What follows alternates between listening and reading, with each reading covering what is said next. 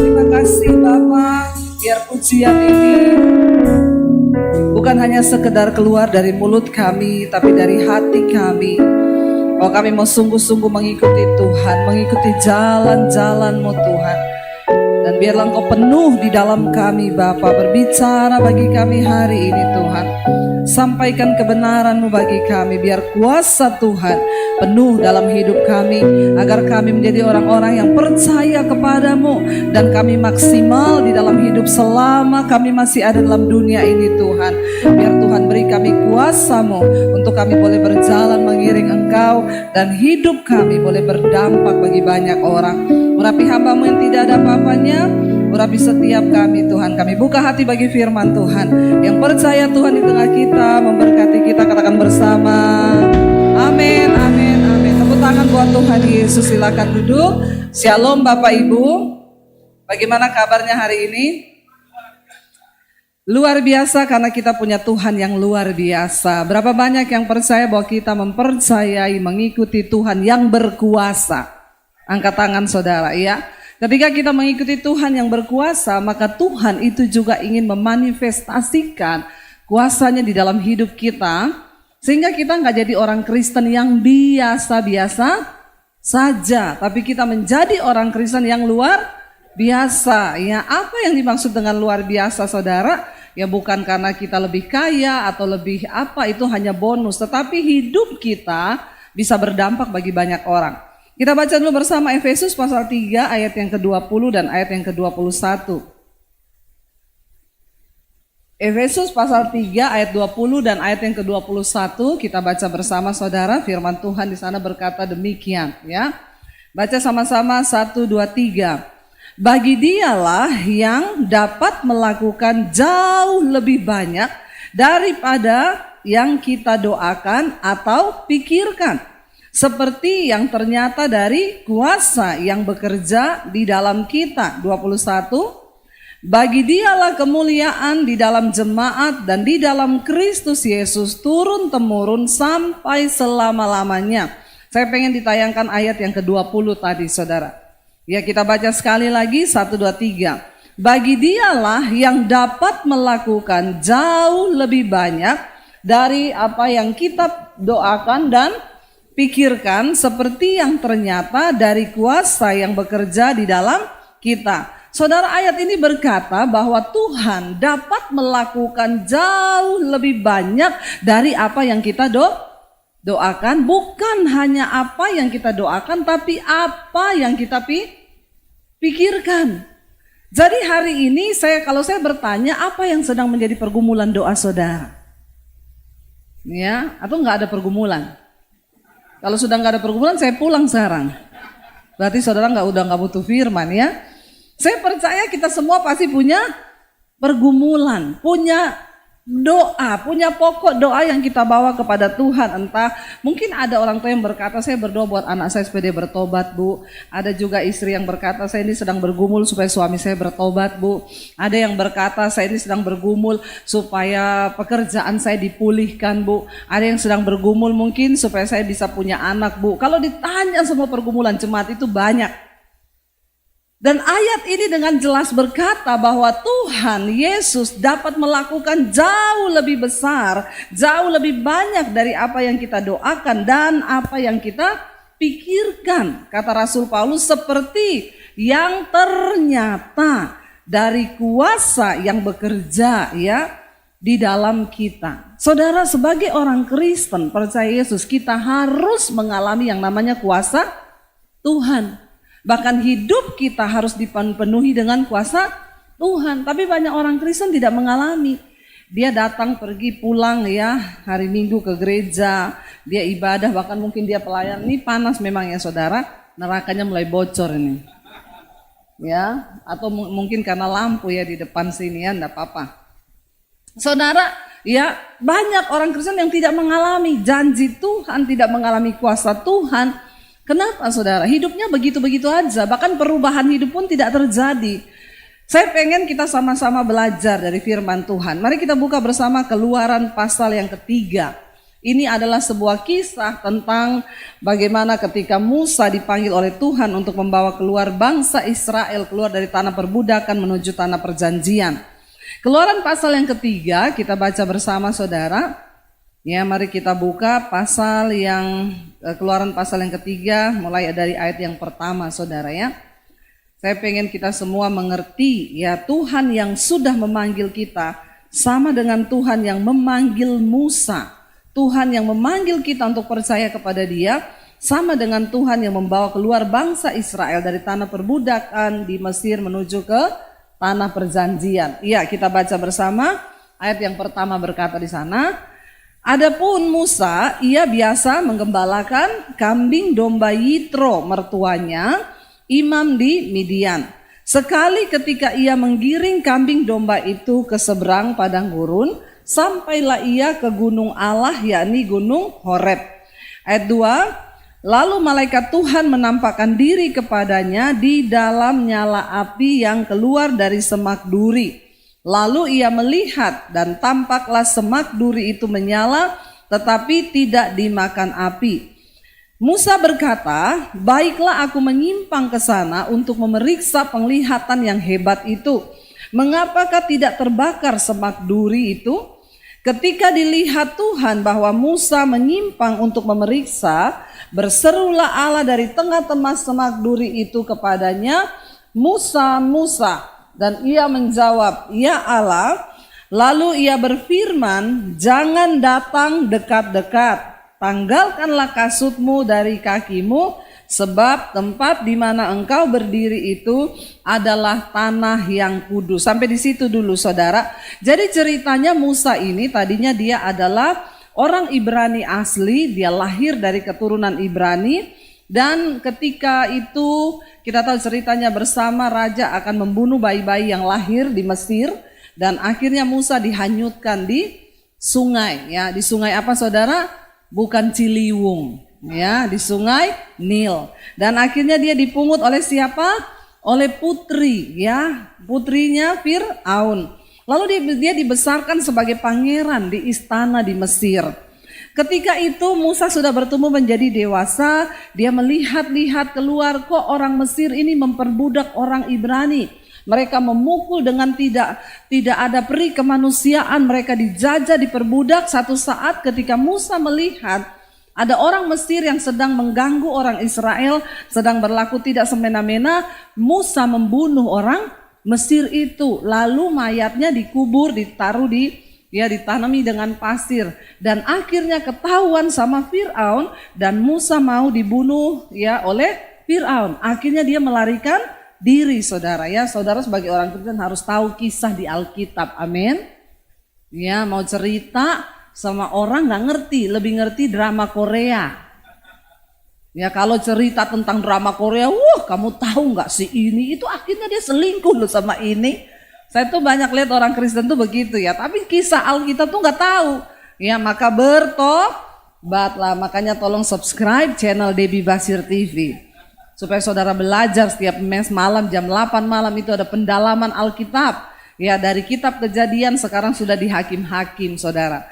Dan akhirnya ketika Musa melarikan diri, sampailah dia di daerah Midian. Lalu dia ketemu dengan seorang wanita yang menjadi istrinya Sepora, dan itu ternyata dia disuruh menggembalakan kambing domba mertuanya. Ketika Musa sedang dalam pelarian, seorang yang sedang dalam ketakutan, dia seorang pembunuh. Ya, jadi Musa ini pembunuh. Dia lari karena mau dibunuh sama Fir'aun. Dalam pelariannya Tuhan menjumpai Musa. Jadi ketika Tuhan menjumpai engkau, tidak peduli berapa buruk masa lalumu, nggak peduli hidupmu dulu seperti apa, yang terpenting adalah titik baliknya waktu engkau dijumpai Tuhan secara pribadi, hidupmu harus mengalami perubahan. Ya, makanya semua orang Kristen wajib dan harus punya pengalaman pribadi berjumpa dengan Tuhan Yesus. Jangan cuma beragama Kristen. Kenapa kamu jadi Kristen? Ya memang saya lahir bu udah Kristen. Begitu ceprot langsung teriak haleluya. Ya susah saudara. Banyak orang Kristen gak punya pengalaman pribadi. cuma jadi Kristen tok, tapi nggak punya. Padahal kita harus punya pengalaman berjumpa dengan Tuhan secara pribadi, itu akan menjadi bekal kita bersaksi kepada banyak orang. Musa seorang pembunuh, lagi dalam pelarian.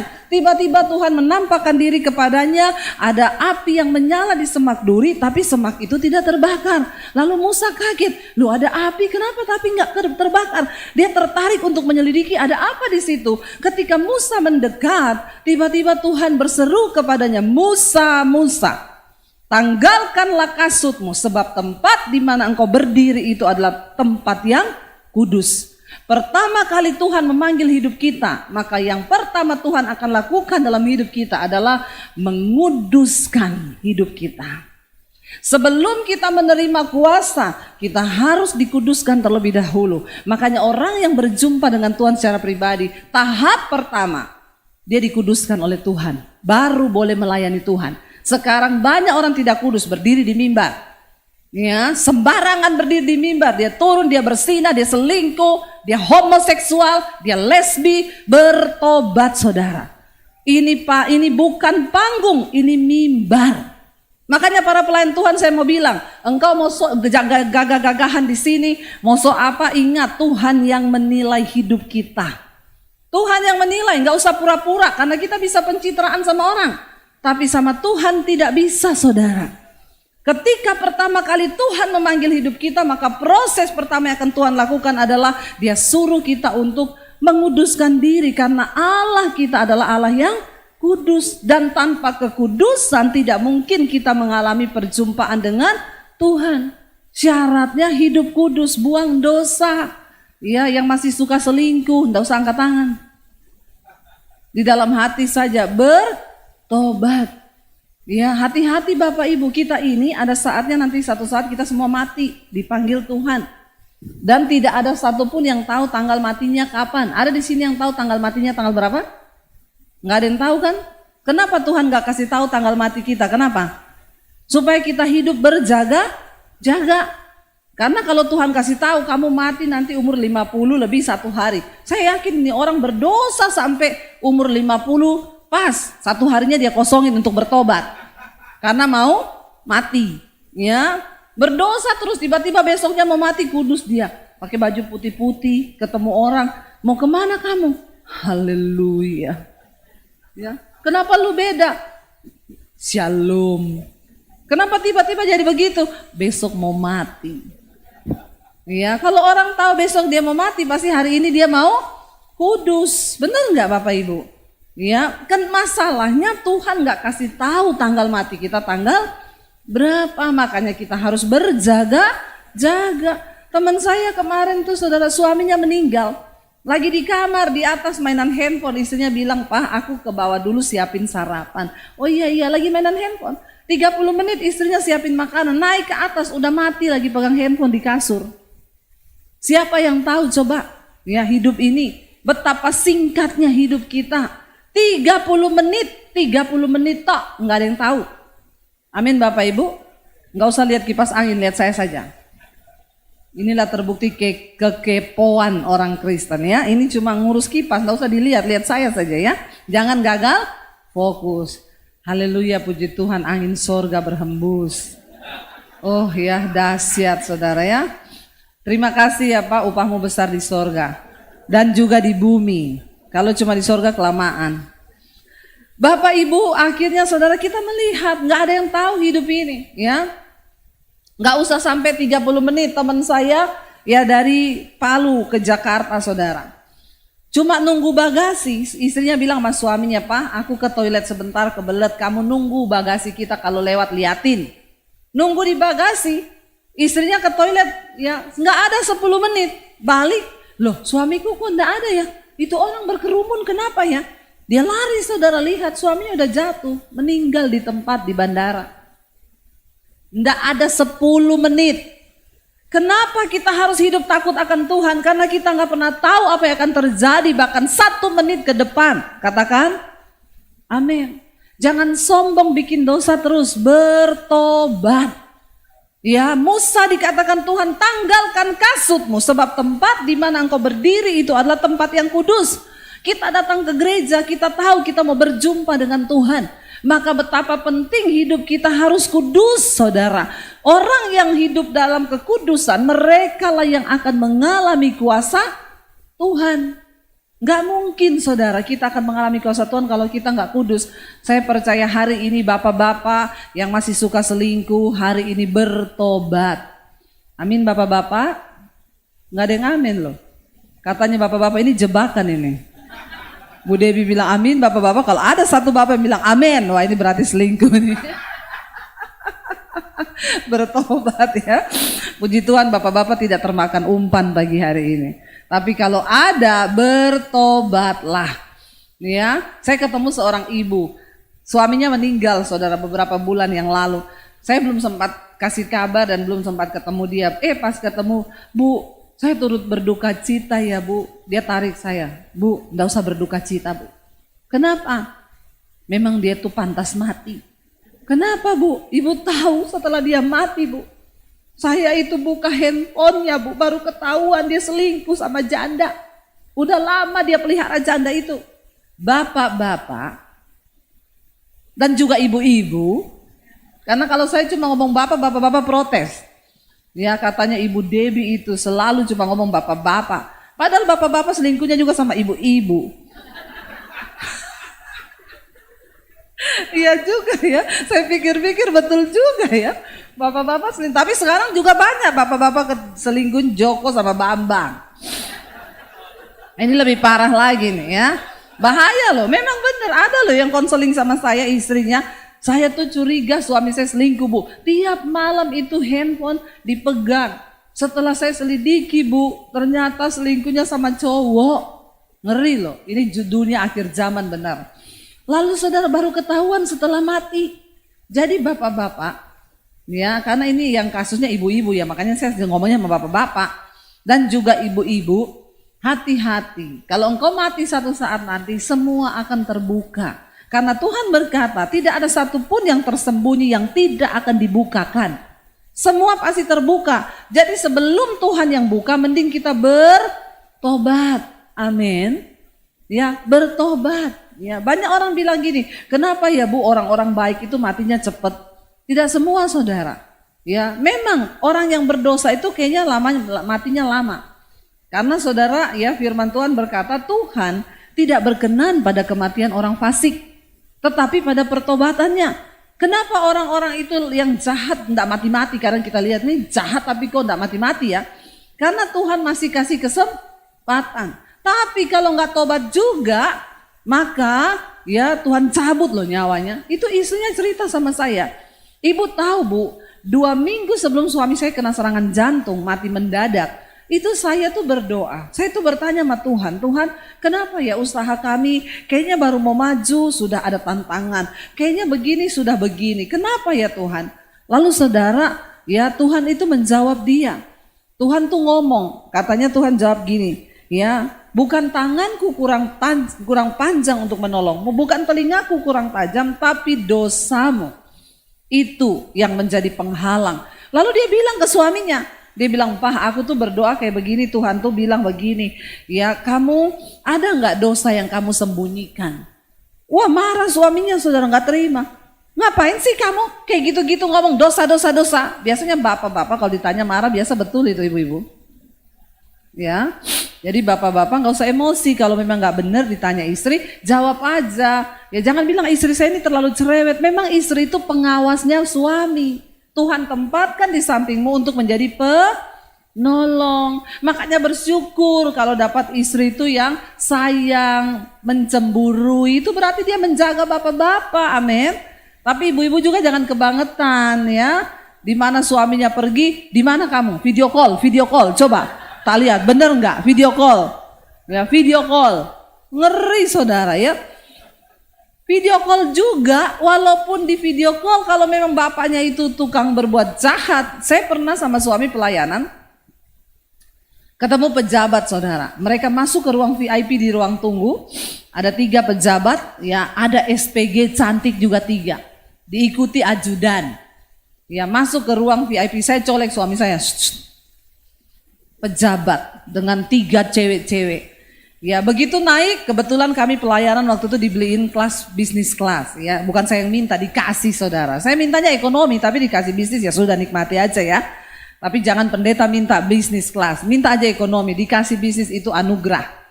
Tapi di ekonomi juga anugerah, sama-sama anugerah. Akhirnya kami duduk di belakangnya mereka persis nih Bapak. Ceweknya SPG duduk di ekonomi, mereka duduk di bisnis kelas. Begitu duduk dia video call sama istrinya. Saya lihat dengan mata kepala sendiri nih. Halo Mah, Papa udah di pesawat ya Mah ya. Oh iya, nih lagi sama Bapak ini di samping. Bapaknya gini, halo Ibu. Oh iya ya Bu, Pak titip suami ya.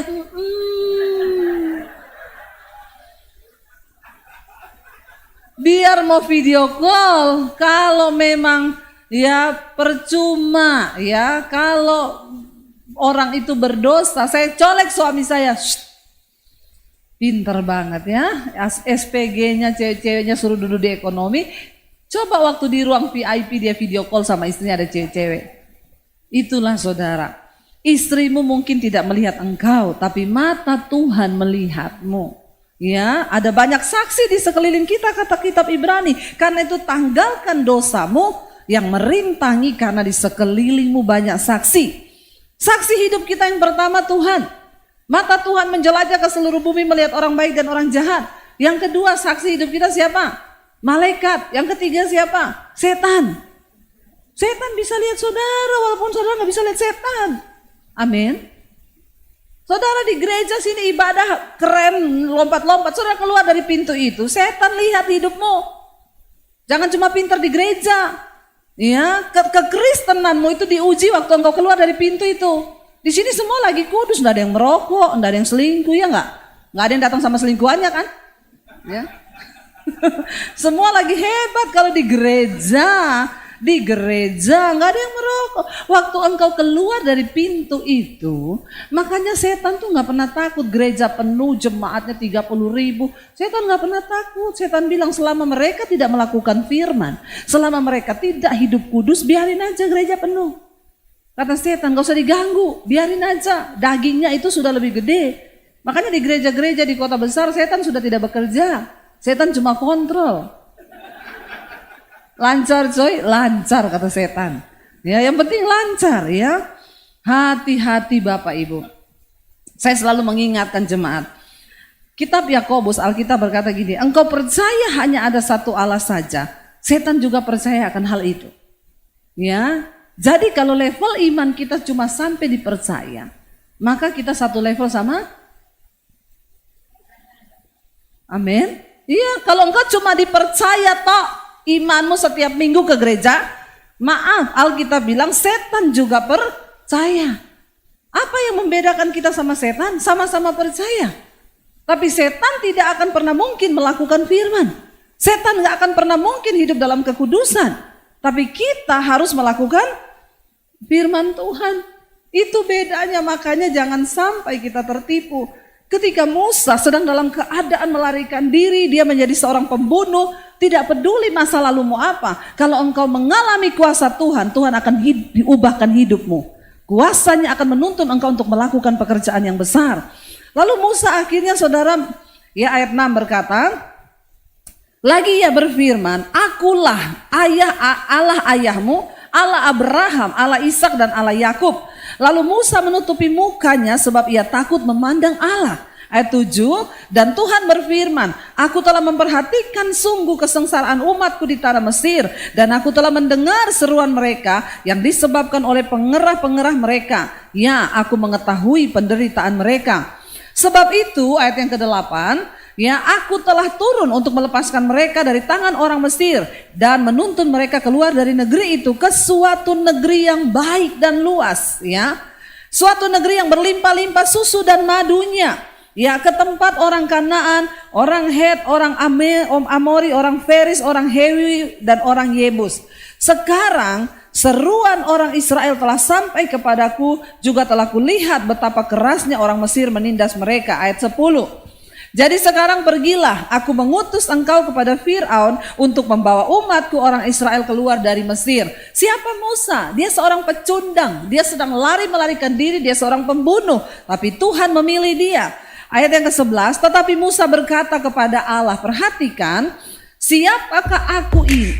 Maka aku yang akan menghadap Firaun dan membawa orang Mesir, orang Israel keluar dari Mesir. Saudara, Musa ini sedang melarikan diri dari siapa? Firaun. Karena Firaun akan membunuh dia. Tapi Tuhan panggil dia untuk menghadap siapa? Firaun. Apa yang engkau takutkan itu yang akan menimpamu. Dia sedang lari bersembunyi. Tapi Tuhan itu dahsyat loh. Secara manusia Musa pasti akan benar, dia berkata, Tuhan, siapakah aku ini? Aku ini cuma seorang pembunuh dan aku ini sedang bersembunyi dari Firaun. Tapi kenapa engkau memilih aku? Ayat yang ke-12 saudara. Lalu firman-Nya, bukankah aku apa? Menyertai engkau. Inilah tanda bagimu bahwa aku yang mengutus engkau. Apabila engkau membawa bangsa itu keluar dari Mesir, maka kamu akan beribadah kepada Allah di gunung ini. Tuhan berkata, enggak peduli masa lalumu, enggak peduli siapa engkau, yang terpenting adalah aku menyertaimu. Siapa yang menyertai Musa? Tuhan yang berkuasa. Lalu dia berkata begini saudara, ayat 13. Lalu Musa berkata kepada Allah, tetapi apabila aku mendapatkan orang Israel dan berkata kepada mereka, Allah nenek moyangmu telah mengutus aku kepadamu, dan mereka bertanya kepadaku, bagaimana tentang namanya?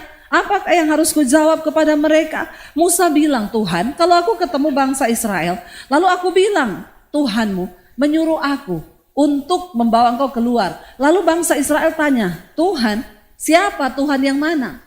Siapa namanya Tuhan itu yang sudah menyuruh kamu untuk datang kepada kami? Ayat 14 perhatikan. Firman Allah kepada Musa.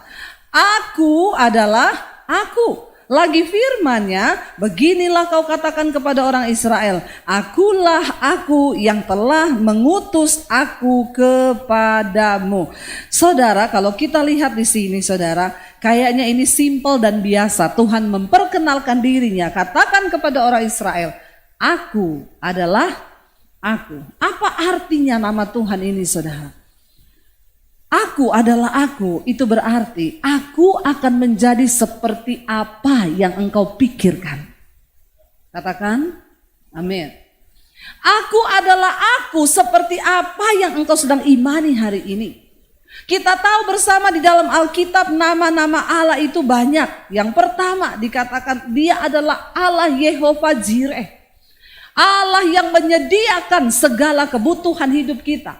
Ketika Abraham dipanggil mempersembahkan Ishak di atas mezbah, waktu Abraham mau menyembelih anaknya Ishak, saudara kita tahu bersama itu adalah sebuah hal yang berat. Tuhan bilang, bayangkan Abraham sedang menunggu anak yang dijanjikan.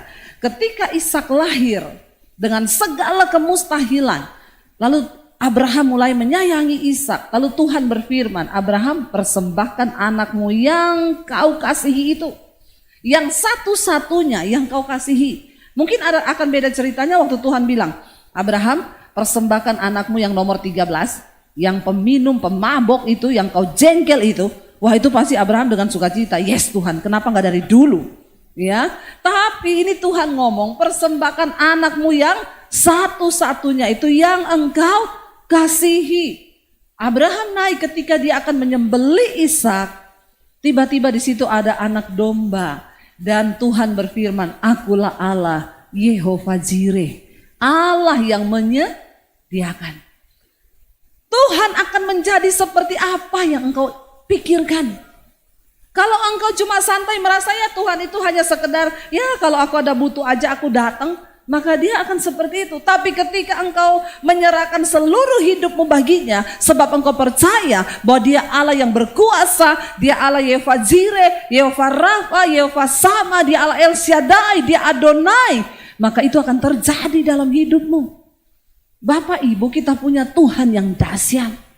Kita punya Tuhan yang hebat. Alkitab berkata, dia Allah Yehova Jireh, Allah yang mencukupi segala kebutuhanmu.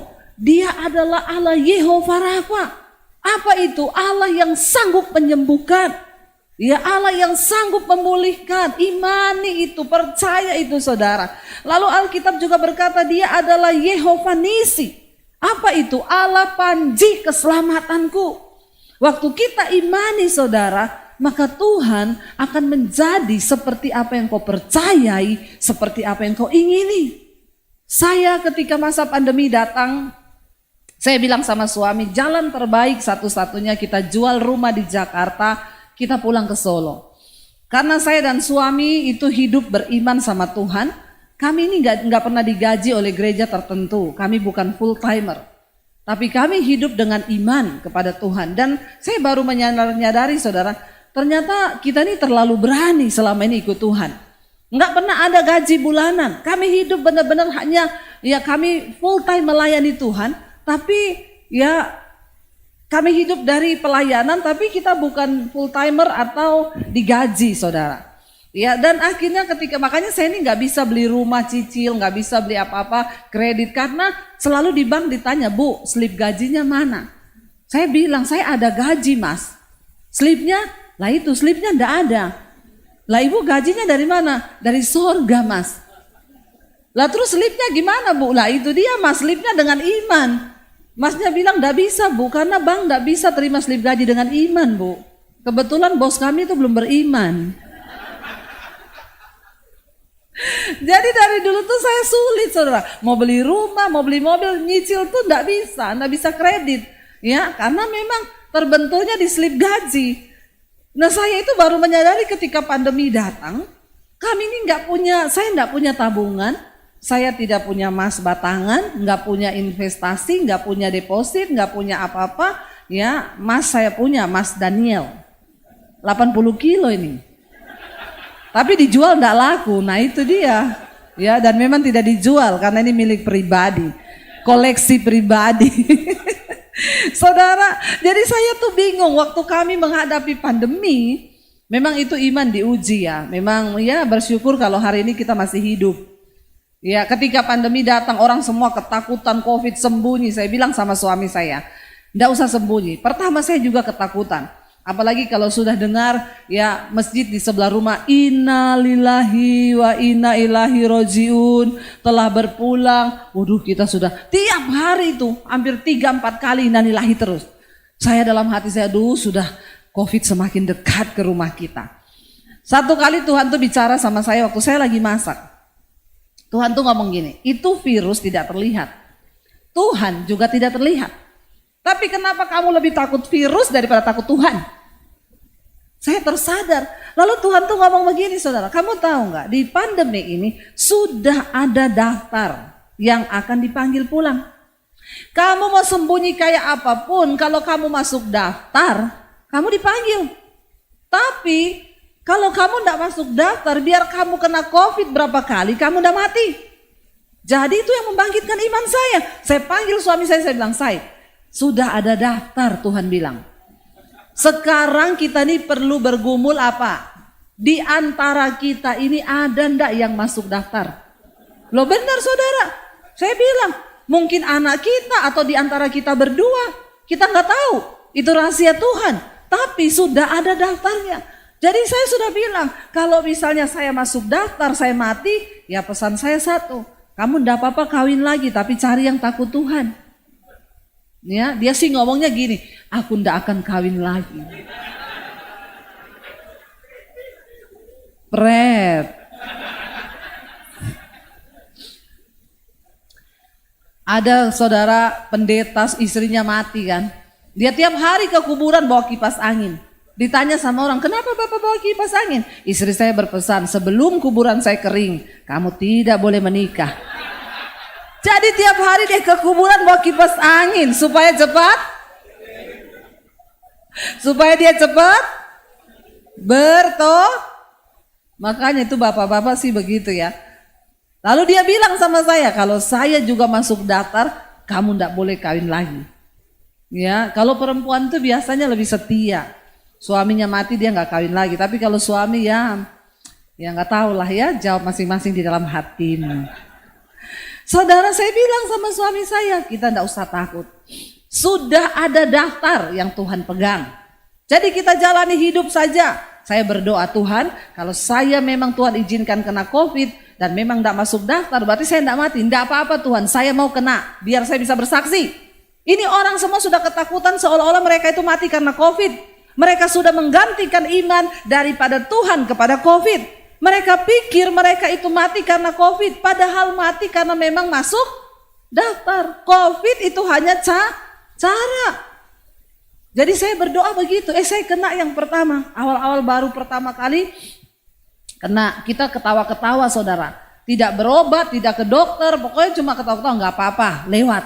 Pandemi akhirnya lockdown pertama dibuka, saya pelayanan karena semua pendeta sembunyi. Ya, saya pelayanan. Ya, teman-teman pada gini, Bu, hati-hati loh. Saya lihat ibu kemana-mana pelayanan, hati-hati Bu. Ini yang mati itu banyak pendeta. Dalam hati saya bilang, sudah ada daftar. Biar lu mau sembunyi kemana, Tuhan yang berdaulat. Akhirnya saya pelayanan kemana-mana. Akhirnya Delta datang saudara. Kakak ipar saya meninggal di Solo. Kami pas lagi pelayanan dari Surabaya, mampir ke Solo. Pas kita di Solo, dia meninggal. Cuma 1 minggu saudara, kena lewat. Waktu meninggal langsung dikuburkan dari rumah sakit, itu pas lagi genting-gentingnya. Baru awal-awal Delta masuk itu di Jakarta, belum, awalnya di Jawa Tengah. Akhirnya habis penguburan kita bilang kita nggak usah pergi ke rumah ya istrinya karena mereka semua positif. Tapi kami dapat telepon dibilang ini istrinya karena semua orang kan tutup pintu itu. Waktu pas COVID itu mati, nggak ada satu orang pun yang beri penghiburan. Tutup pintu cuma ngintip dari jendela kan kalau ada yang mati. Itu kakaknya sudah lari di jalan gulung-gulung saudara. Saya dapat telepon dibilang kamu nggak ada yang kesini ya. Ini kakakmu nangis stres banget loh di jalan. Cuma 1 minggu, 48 tahun. Nggak ada sakit bawaan. Meninggal karena Delta. Saya bilang sama suami saya, bukannya saya mau mencobai. Ayo kita pergi ke sana. Kenapa? Kalau nggak masuk daftar, nggak mati kita. Tapi kalau masuk daftar ya sudah. Berarti memang harus mati toh.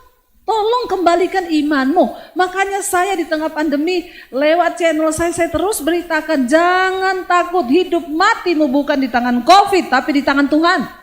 Kau mau kena COVID berkali-kali, kalau belum waktunya mati, tidak mati.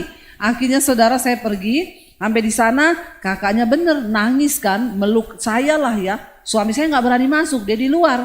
Dalam hati saya bilang ini virus kayak firman Tuhan, 1 orang bertobat seisi rumah diselamatkan. Jadi kalau saya kena, kau juga pastilah kena. Kau tidak usah jauh-jauh di sana. Iya tuh saudara. Akhirnya benar kita pulang balik ke Jakarta. Ya sampai di Jakarta suami saya demam. Malah dia duluan demam. Kakak saya dari Solo telepon. Sebaiknya kamu semua PCR. Kenapa? Kita juga semua positif. Kami PCR dan benar akhirnya kami positif saudara. Tapi di situ suami saya tuh benar-benar saya takut waktu itu. Itu Delta saudara, di Jakarta belum merebak. Ya itu baru pertama masuk. Suami saya baru kali itu lihat dia sakit. Kita sudah kena pertama loh. Saya tanya sama Tuhan, Tuhan kenapa saya kena lagi Tuhan? Tuhan bilang karena ini varian baru. Jadi kau harus coba supaya kau bisa bersaksi. Pendeta harus mengalami lebih dulu supaya bisa berkata iman. Kalau tidak mengalami, tidak usah ngomong iman. Ya, gaya-gayaan padahal tidak beriman, bersembunyi terus. Akhirnya saudara kena. Di situ saya baru lihat suami saya nggak bisa makan, terkapar di tempat tidur, pegang handphone aja nggak bisa. Ya, aduh saya lihat dia lemes, nggak bisa makan apa-apa. Ya, saya bilang sama suami saya jangan ke rumah sampai kamu ke rumah sakit. Saya terintimidasi karena ipar saya itu cuma seminggu lewat. Ya iblis itu mengintimidasi saya. Nanti habis ini dia sesak napas, harus dibawa rumah sakit kan kalau udah sesak kan, nanti mati. Kamu siap-siap aja. Saya berkatakan, sudah ada daftarnya iblis. Kalaupun kami harus mati, saya harus jalani. Tapi kalau tidak, enggak bakal ini virus bisa mematikan. Suami saya sudah tarik-tarik napas. Saya bilang, jangan sampai kamu ke rumah sakit mati. Dia bilang, kan kita percaya toh, kalau belum waktunya mati, enggak mati. Dia dikuatkan saudara. Jadi ada cerita, ada orang bunuh diri. Itu waktu pas pandemi ya. Dia lompat dari lantai 10, kesangkut di lantai 7, terpental di lantai 6, jatuh di lantai 5. Ketemunya itu sudah bersimbah darah pas paginya. Dia lompat tuh malam, dibawa ke rumah sakit. Dokter cek, nggak ada retak, nggak ada patah tulang. Nggak ada cedera apa-apa, cuma bersimbah darah karena dia kesangkut di tiang di lantai 7 itu, sobek badan ini lengannya, jadi itu yang berdarah. Cuma 3 hari di rumah sakit pulang. Suami saya itu bilang gini, itu saya yang sudah mau mati. Tapi Tuhan belum izinkan mati, enggak mati. Saya bilang iya juga ya. Jadi dia kuat saudara. Ya setelah itu saya berdoa sama Tuhan, tanya Tuhan suami saya ini mau makan apa, dia muntah terus. Tuhan tuh ngomong gini, dia kan suka pisang, kasih aja pisang. Saya beli pisang, dia bisa makan gak muntah. Dari situ saya suruh makan pisang terus saudara.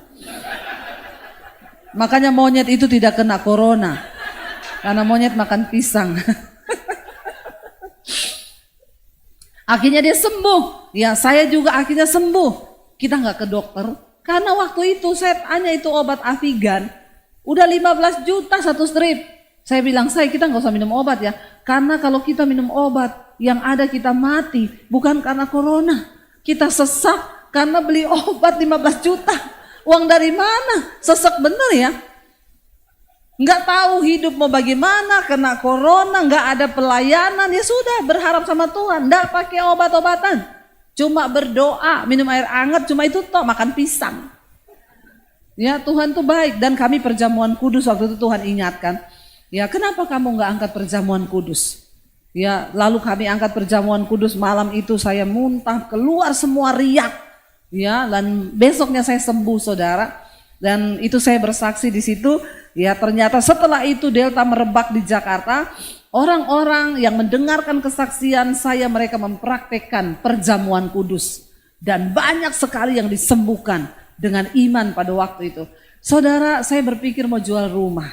Saya bilang sama suami, kita jalani hidup, kita jual rumah, ya sudah pokoknya jangan bersungut-sungut, bersyukur ada yang masih bisa dijual.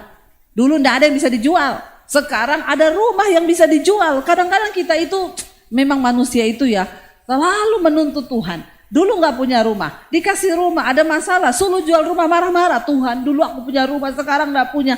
Bersyukur ada yang bisa dijual. Dulu kita semua lahir dengan tangan hampa, kita juga akan pulang dengan tangan hampa. Akhirnya saudara, di tengah masa pandemi saya sudah tidak tahu mau bagaimana. Ya Tuhan mengangkat lewat channel YouTube kami.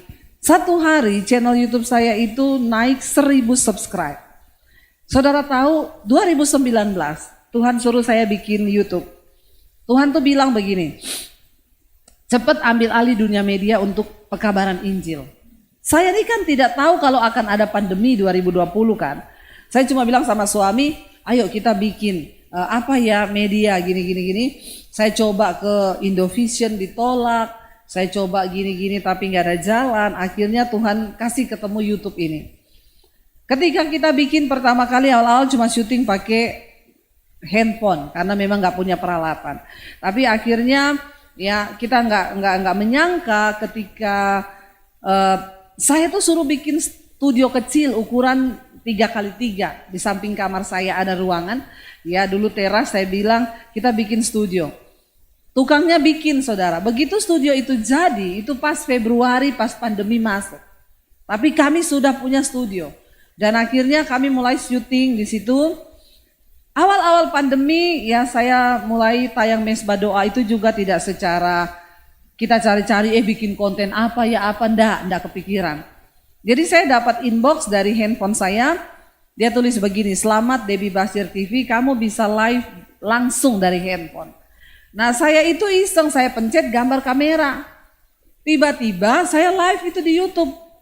Orang tuh masuk, Shalom Bu Debbie, waktu itu kan tayangannya mayat semua ya pandemi. Shalom Bu Debbie ini kenapa ya Bu, ini mati-mati Bu, mau kiamat apa-apa. Saya itu bingung karena saya... Nah ini kok orang udah masuk semua, saya cuma iya ibu-ibu jangan takut ya, kita tuh percaya sama Tuhan. Suami saya tuh dari sana gini, say itu kamu live, itu kamu live di YouTube, matiin. Saya bingung, bagaimana saya enggak tahu ya. Akhirnya saya ngomong nguatin jemaat waktu itu masuk kira-kira 3.000 di live. Ya akhirnya suami saya bilang daripada kamu di situ ngapa-ngapain main keyboard, ada keyboard situ main, saya nyanyi saudara, cuma dari handphone. Ya, dan ketika malam itu mereka bilang, "Ibu, besok lagi ya, Bu. Sungguh kita dikuatkan." Dari situ saudara, saya live akhirnya naik 5.000, naik 12.000, naik 15.000, 18.000 live. Ya, setelah itu Sekarang mesbah doa tiap malam yang nonton 50 sampai 60 ribu. Mesbah syukur pagi mencapai 100 ribu. Setiap hari saya live 2 kali. Dan saya melihat bagaimana orang mengalami perubahan hidup, mengalami kuasa Tuhan. Kesaksian demi kesaksian yang mereka ceritakan tuh, wow, mereka mengalami Tuhan yang dahsyat. Saudara, saya nggak jadi jual rumah, Tuhan memberkati kami. Ya, hari ini subscribe saya hampir 650 ribu. Ya, kok nggak wow ya? Susah loh cari subscribe satu aja susah loh saudara. Ya, dan saya melihat bagaimana Tuhan memberkati kami di tengah masa pandemi. Saya nggak jadi jual rumah, saya malah beli rumah lagi di Jakarta. Saya bangun studio DB TV dan di tengah masa pandemi kami bisa bantu pembangunan puluhan gereja di desa-desa. Dan hari ini saya sedang membangun sekolah misi Alkitab di Bandungan saudara. Ya, di tanah 4.500 meter. Satu kerinduan saya untuk menyekolahkan hamba-hamba Tuhan dari desa. Mereka kami perlengkapi, kalau tidak ada dana mereka masuk gratis, hanya 6 bulan. Di situ kami memperlengkapi mereka dengan bagaimana mereka bisa beternak, mereka bisa pelihara ikan, pelihara ayam agar pendeta-pendeta nggak miskin. Karena saya sekarang dengan suami pelayanan kami setiap bulan kami keluar kota untuk seminar hamba-hamba Tuhan. Ya, kemarin saya baru pulang dari Maros. Dari Manado 1.600 pendeta terkumpul dari berbagai gereja. Ya, karena visi yang Tuhan beri kepada saya hari-hari ini mempersiapkan pekerja dan penuai. Karena Tuhan bilang akhir zaman tuaian banyak tapi penuainya sedikit. Dan saya tidak akan buka gereja. Semua tanya, ibu kapan buka gereja? Saya mau pindah ke gerejanya ibu. Saya bilang gereja saya di YouTube saja. Ya, kamu balik ke gerejamu hari Minggu. Tapi Tuhan kasih kami visi untuk persiapkan penuai. Jadi setiap bulan kami keluar saudara. Besok ini saya harus berangkat ke Cilacap. Saya baru sampai dari Maros kemarin. Dan hari ini saya khotbah, besok saya harus ke Cilacap, ke Purwokerto. Ya, beberapa hamba Tuhan kami. Saudara, saya menangis melihat hamba-hamba Tuhan. Kemarin di Maros itu mereka perjalanan 2 hari dari kampungnya. Turun dari gunung. Nangis saudara. Ada pendeta dia bilang kolektor kami bu uang 500 rupiah yang sudah tidak terbaca 500-nya. Sudah item-item, udah gak bisa dilihat ini berapa rupiahnya. Itu yang kami dapat. Kemarin ketika altar call ada seorang pendeta yang sudah mau bunuh diri. Mau menyerah di ladang pelayanan. Dan saya menangis bercucuran air mata saudara. Kami senang hari-hari ini pergi ke desa-desa untuk melayani hamba-hamba Tuhan. Karena ternyata saudara ya parah pelayanan mereka banyak yang juga sudah kepahitan sama Tuhan. Nah Tuhan taruh di hati kami kalau hamba-hamba Tuhan sudah pahit, mereka sudah kecewa, nggak ada iman lagi, bagaimana mereka akan menangkan jiwa-jiwa. Kenapa kami terbeban? Karena ya di Toraja terkumpul 1.350 pendeta, di Poso 1.500. Ya kami pergi saudara. Di Makassar, di Manado, ya. Dan besok saya ke Cilacap, ke Purwokerto. Saya melihat hamba-hamba Tuhan perlu kita dukung yang ada di desa-desa. Ya saudara, satu kerinduan saya sebelum Tuhan datang, Indonesia ini bisa dimenangkan bagi Kristus. Indonesia ini bisa dimenangkan bagi kerajaan Allah. Saya pergi ke Toraja saudara. Di sana itu saya sedih, kenapa? Ada satu khusus dari yang Kristen pindah ke seberang. Dan itu penuh. Kenapa mereka melakukan itu saudara? Ya gereja aja udah tidur, pendeta aja tidur. Tuhan tuh bilang, kalau penuainya saja tidak siap, bagaimana tuaian itu bisa ditangani? Makanya kami bangun sekolah Alkitab tuh kapasitasnya 100. Setiap 6 bulan selesai, mereka pulang ke desa, apa yang kita bisa bantu, kita bantu. Nggak punya uang, kita sekolahin gratis, tidur di situ, asrama. Waktu saya dapat visi itu saya bilang, Tuhan saya ini siapa? Kayak Musa itu loh. Tuhan kasih saya visi untuk bangun sekolah. Saya ini bukan orang yang berpendidikan tinggi. Saya bukan MTH. Saya juga nggak dokter, nggak apa. Tapi kenapa Tuhan taruh visi itu? Tuhan tuh ngomong, aku nggak cari orang yang punya uang. Aku cari orang yang punya iman. Tangkap ini. Waktu kami bergerak, Tuhan buka jalan begitu luar biasa. Sampai hari ini. Sekarang sudah mulai berdiri bata, sudah tembok, atap sudah pasang. Kami kejarkan bulan Juli ini kami akan segera mulai untuk sekolah. Saudara, kita berpacu dengan waktu. Kenapa? Tuhan udah mau datang, nggak lama lagi. Mari kita siap-siap. Mari lakukan sesuatu dalam hidupmu untuk pekerjaan Tuhan. Ya, menangkan saudaramu, keluargamu. Layani orang-orang di sekelilingmu. Jangan hidup bagi dirimu sendiri. Jangan habiskan semua yang kau punya untuk memenuhi segala keinginan pribadimu. Tapi mulai berpikir untuk kepentingan Tuhan, saudara. Lihat orang-orang di sekelilingmu. Mereka membutuhkan Tuhan, jamahan Tuhan. Ayo, kita semua sedang dipersiapkan menjadi pekerja-pekerja di akhir zaman. Saudara harus mengalami kuasa Tuhan. Saya mau baca ayat yang terakhir. Akhirnya Musa berjalan dan dia mengalami Tuhan, saudara. Mari kita lihat bersama Roma pasal yang ke-8. Ayat yang ke-10. Di sana dikatakan begini sampai ayat yang ke-11, saudara. Ya, Roma 8 ayat 10 dan ayat 11, baca bersama Roma 8 ayat 10 dan ayat yang ke-11. 1, 2, 3. Tetapi jika Kristus ada di dalam kamu, maka tubuh memang mati karena dosa, tetapi roh adalah kehidupan oleh karena kebenaran. Ayat yang berikutnya, dan baca bersama, jika roh Dia yang telah membangkitkan Yesus dari antara orang mati diam di dalam kamu, maka Ia yang telah membangkitkan Kristus Yesus dari antara orang mati akan menghidupkan juga tubuhmu yang fana oleh rohnya yang diam di dalam kamu. Saudara, ayat ini begitu powerful. Dikatakan roh yang membangkitkan Yesus dari kematian ada di dalam diri kita. Wow enggak? Wow, tapi banyak orang Kristen tidak menyadari ini. Kalau engkau mengerti bahwa roh yang membangkitkan Kristus Yesus dari kematian ada di dalam diri kita, masa sih engkau gak bisa berhenti dari rokok? Masa sih engkau gak bisa berhenti dari persinahanmu? Masa engkau tidak bisa tinggalkan karakter-karakter lamamu? Masa engkau tidak bisa melakukan sesuatu yang berdampak sampai pada kekekalan? Roh, ini ayat menjadi pegangan saya. Tuhan, roh yang membangkitkan Kristus Yesus dari kematian ada dalam diri saya. Tidak ada perkara yang mustahil waktu saya bergerak bersama dengan Tuhan. Tuhan mau pakai engkau kalau engkau sebagai pengusaha. Jadilah pengusaha yang hidup benar supaya usahamu diberkati dan hidupmu berdampak bagi banyak orang. Kalau engkau sebagai ibu rumah tangga, jadilah ibu rumah tangga yang hidup dalam perkenanan Tuhan. Engkau sebagai anak, sebagai mahasiswa, jadilah mahasiswa yang hidup dalam kebenaran supaya hidupmu itu berdampak. Satu pertanyaan, saudara, mari kita bertanya, kalau aku mati, kalau saya mati Tuhan, apa yang sudah saya tinggalkan bagi orang di sekeliling saya? Ya, jangan kayak bapak-bapak itu waktu dia mati handphonenya kebuka, ketahuan ternyata selingkuh sama janda. Saya bilang sama anak-anak saya, satu kali ketika mami mati, mami sudah meninggalkan YouTube, khotbah-khotbah mami di YouTube masih bisa memberkati banyak orang. Sekalipun mami sudah mati, tapi dampak itu masih tetap ada. Coba engkau berpikir hari ini, kalau satu saat Tuhan panggil kita, saya undang para imam musik maju ke depan.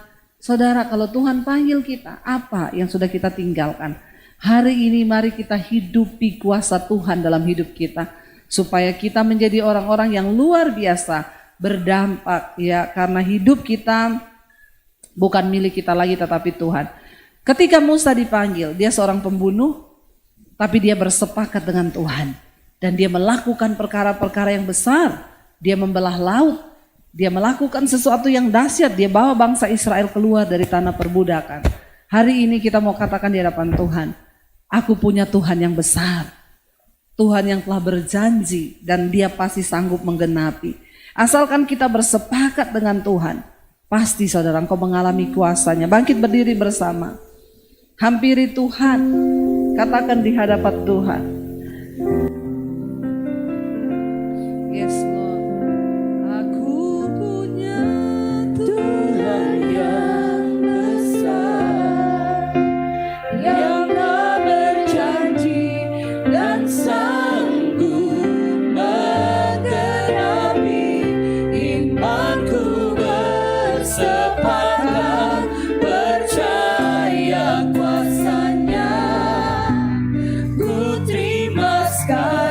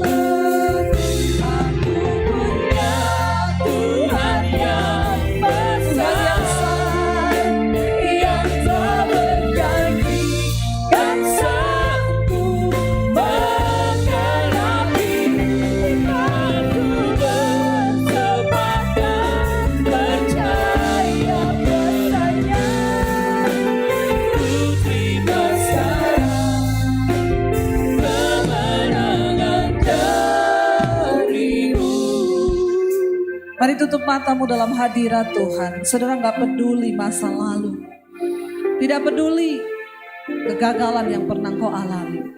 Waktu engkau ketemu dengan Tuhan, Dialah yang punya kuasa yang besar. Dia punya kasih yang luar biasa. Dia mau mengubahkan saudara dan saya. Kita semua dulu adalah sampah, tapi Tuhan mau pakai hidup kita untuk melakukan sesuatu yang besar. Kuduskan hidupmu hari ini, kata Tuhan, supaya Tuhan bisa bekerja leluasa di dalam hidup kita, menyatakan kuasanya, sehingga engkau akan pergi dan hidupmu akan menjadi kesaksian bagi banyak orang bahwa Tuhan yang berkuasa itu ada dalam hidup kita. Tuhan yang berkuasa itu melakukan segala hal yang luar biasa. Kalau hari ini ada tembok-tembok yang membatasi pikiranmu, katakan, aku percaya Tuhan, Engkau Tuhan sanggup melakukan lebih banyak daripada yang kami doakan dan pikirkan. Asalkan engkau bersepakat dengan Tuhan, maka Dia sanggup melakukan segala perkara. Terimalah berkat dari Allah Bapa, cinta kasih dari Tuhan Yesus Kristus, penyertaan Allah Roh Kudus yang akan memenuhi hati dan hidupmu mulai hari ini, bahkan sampai kali yang kedua Tuhan Yesus datang menjemput kita. Namamu tercatat di dalam kitab kehidupan. Di dalam nama Tuhan Yesus yang percaya diberkati Tuhan, katakan bersama, amin, amin, amin.